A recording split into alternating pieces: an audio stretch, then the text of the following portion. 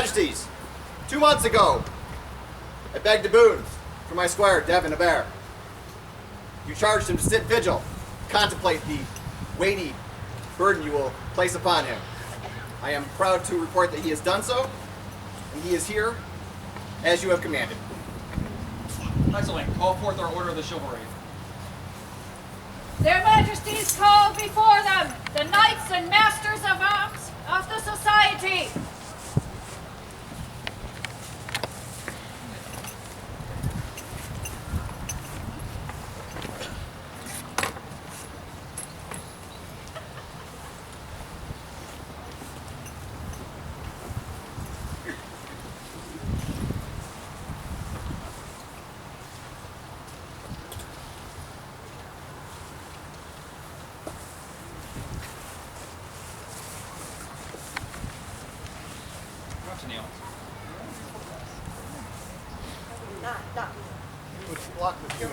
It is only grass, Your Majesty.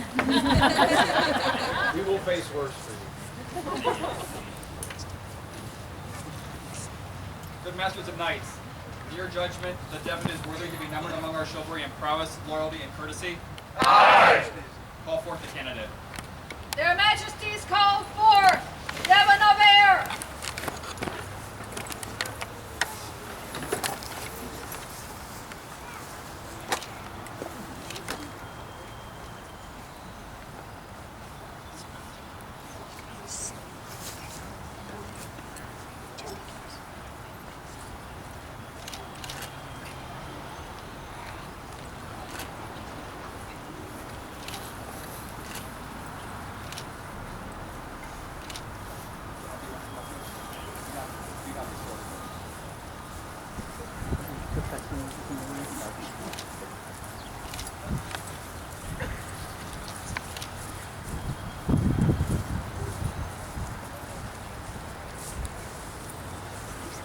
Before we continue, I have one small favor to ask.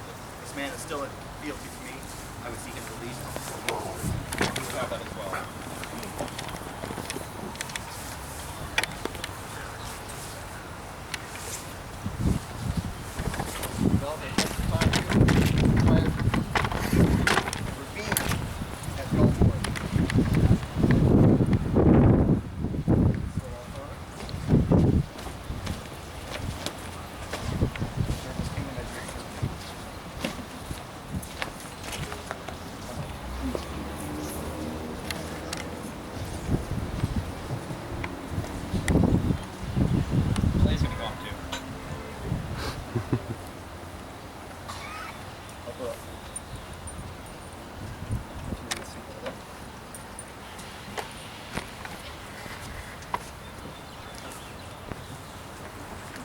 Is there a royal peer who would attest to Devon's courtesy and chivalry?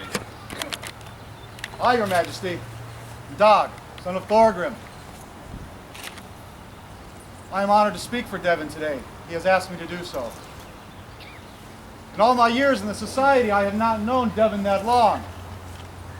When I first met him, I thought him to be dour, taciturn, very little to say. I thought, well, perhaps he's just dull-witted. Those who know him and love him best have assured me, and I've learned for myself, that in fact his wit is so keen, he keeps it closely sheathed so that it may not cut anyone unintentionally. Over the years, he has sought me again and again on the list field. So much so that I thought maybe he had something against me. Or perhaps he's just dull-witted. But he showed to me a ferocity of spirit that I came to respect and admire.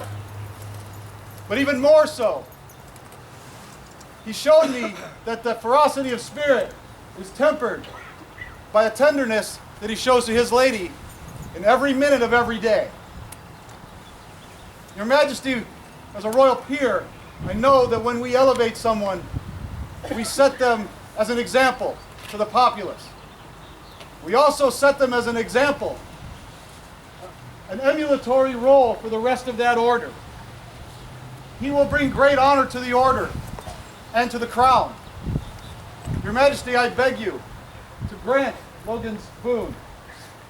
Bestow the accolade upon Devon, not for his own sake, but for ours. Thank you.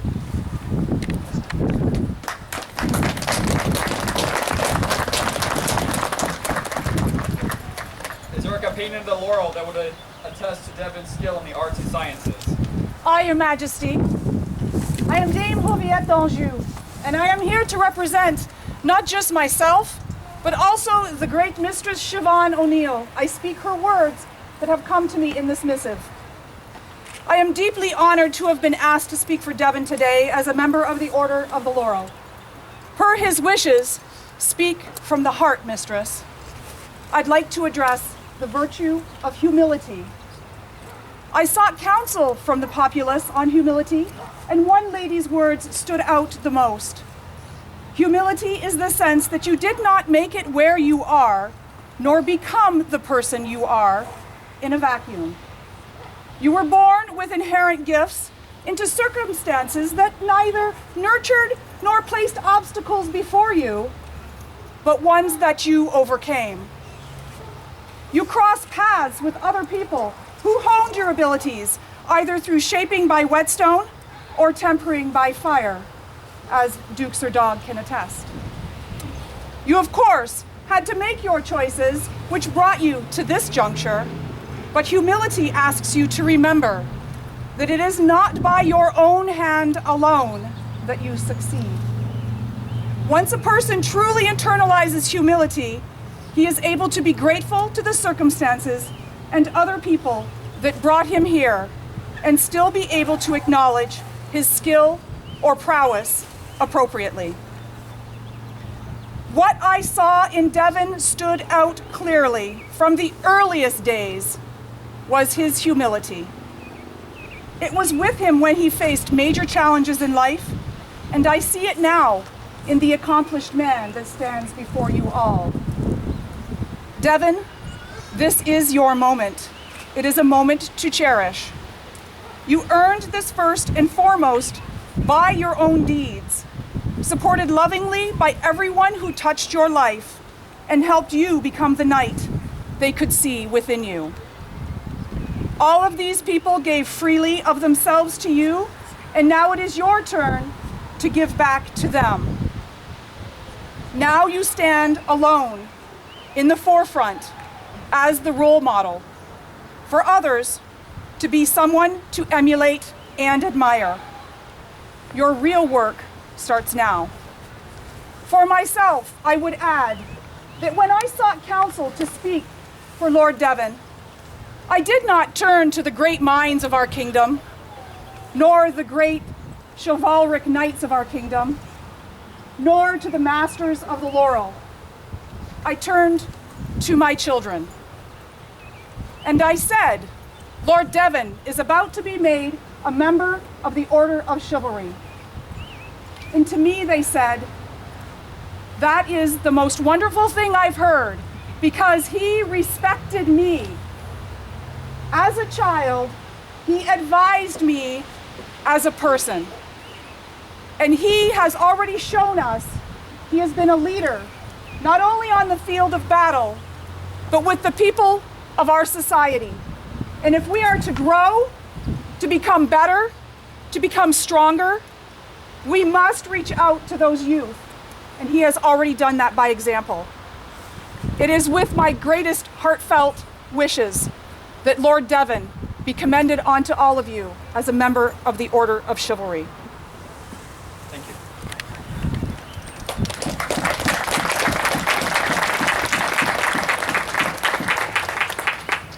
Is there a companion of the Pelican who would attest Devon's service? I, Your Majesties, we're honored to speak for Devon. I am Mistress Cassie Verlaine.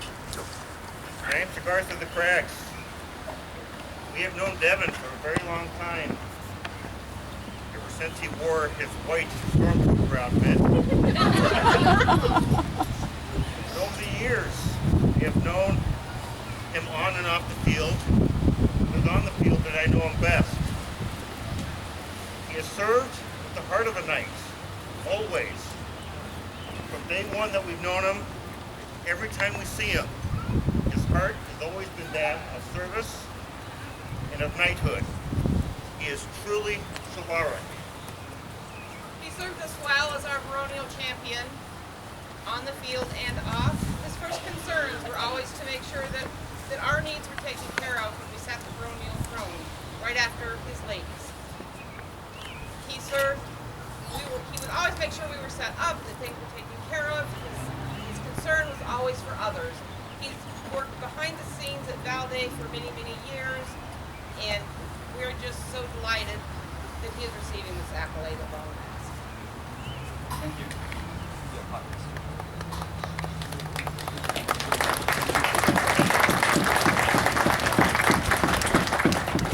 Is there a member of the populace who would speak for Devon? Yes, Your Majesty. My name is William McCrimmon. If my face is unfamiliar to most of you, I haven't lived in the Mid-Rome for 25 years. But once upon a time, it was my first home in the SCI. I miss you all. I've heard it said that fighters communicate with their hands when they're fighting on the field. I had the first pleasure of meeting Devon at Boar's Head in North Shield about 8 years ago. Since then, in combat, wow. Candlemas, Pennsic, Boar's Head, again and again. In all of these times, in our different communications, I've learned that he's not just a fighter with strong hands, fast feet, but a noble and just opponent. Seeing that he carries himself as gracefully off the field as he does on, it's extremely honored that he now calls me friend. And I couldn't be happier to see the offer of the accolade of knighthood. Thank you.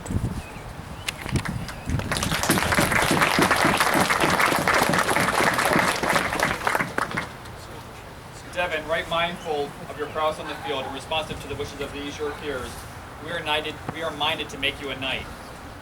Know that to wear the belt and chain of a knight is to hold a sacred trust that the obligations of knighthood will demand your efforts every moment of your life. A knight of the society must be respectful of all religions, never offending the faith of another. A knight must respect all those who are weak or defenseless, whether because of age, infirmity, poverty, or vow, must be steadfast in defending them.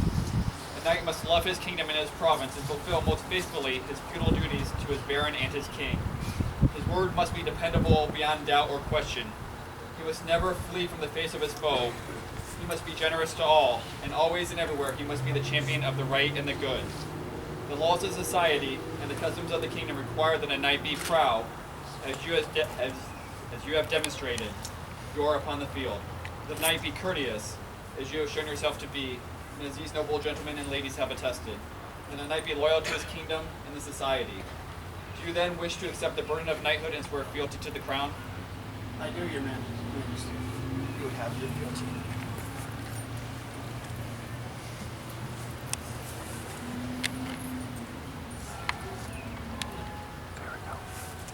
I here swear fealty and do homage to the crown of the Middle Kingdom, to ever be a good knight and true, reverent and generous, shield of the weak, obedient to my liege lord, foremost in battle,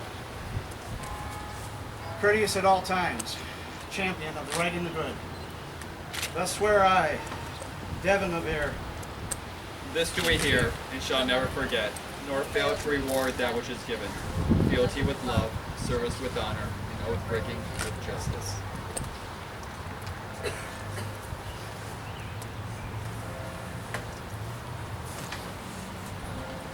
Is there a belt?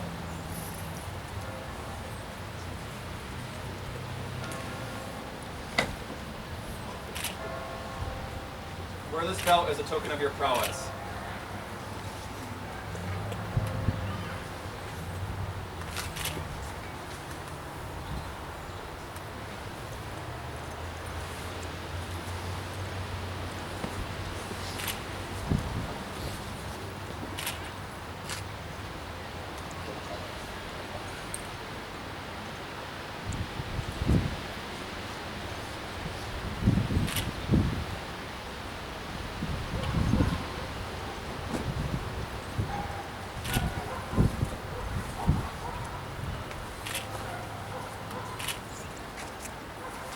a chain? There is, Your Majesty. The Anno Knights pass a chain from one to another. Now Devon is our newest Anno Knight, Your Majesty.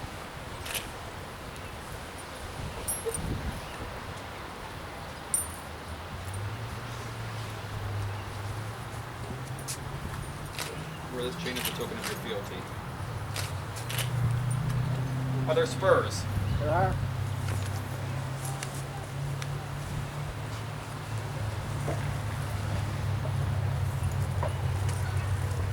Wear these spurs in token of your new station.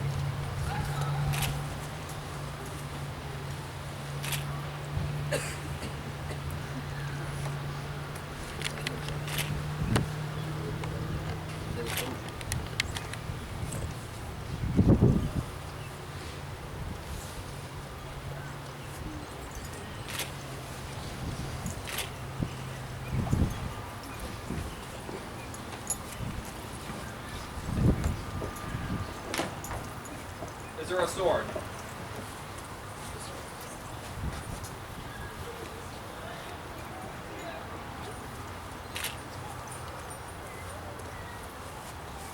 Bear your sword with strength, so disposing your heart to goodness that you never use it to injure another unjustly, but always use it to defend the just and the right.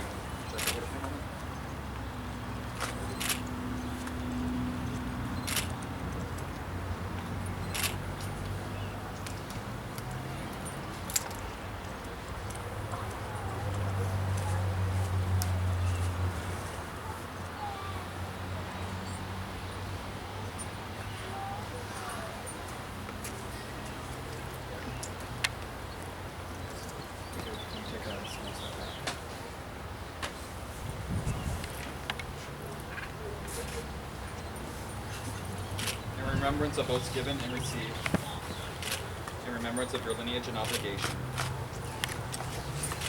be thou a good knight.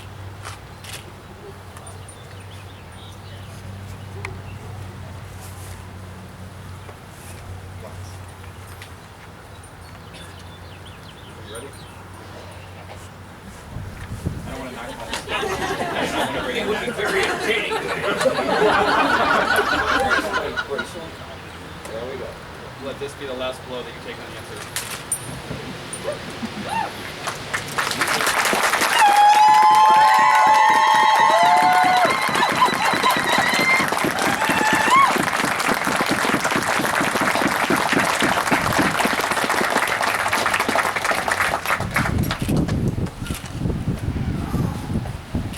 Yeah, we're good to go.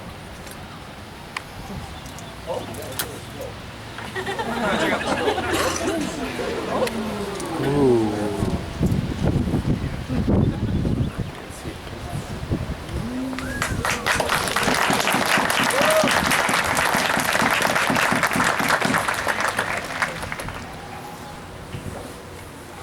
Order you ever leave to go. Welcome your new brother. For Sir Devon de Ayr, Huzzah!